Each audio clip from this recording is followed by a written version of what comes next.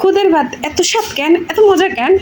আহ আহ শুটকির ভর্তা, কাঁঠালি বিচির ভর্তা, ডিম ভাজি, শসা, তারপরে হচ্ছে পটলের ভর্তা, এটা হচ্ছে মাংসের ইয়ে। আহ সেই স্বাদ। আমি কি পারতেছো? এটা হচ্ছে খুদের ভাত, তার সাথে আছে এই যে ডিম ভাজি, কাঁঠাল বিচির ভর্তা, শুটকির ভর্তা, তারপর হচ্ছে শসা ইয়া। এই যে বার এখানে হয়ে গেল। এটা হচ্ছে শুটকির ভর্তা নিলাম, এটা হচ্ছে কাঁঠাল বিচির ভর্তা, তারপরে এখান থেকে ডিম একটু নিব, তারপরে এক পিস শসা। এই যে সকালে নাস্তার পর এই এক কাপ চা কি যে শান্তি লাগে, চা না হলে চলেই না।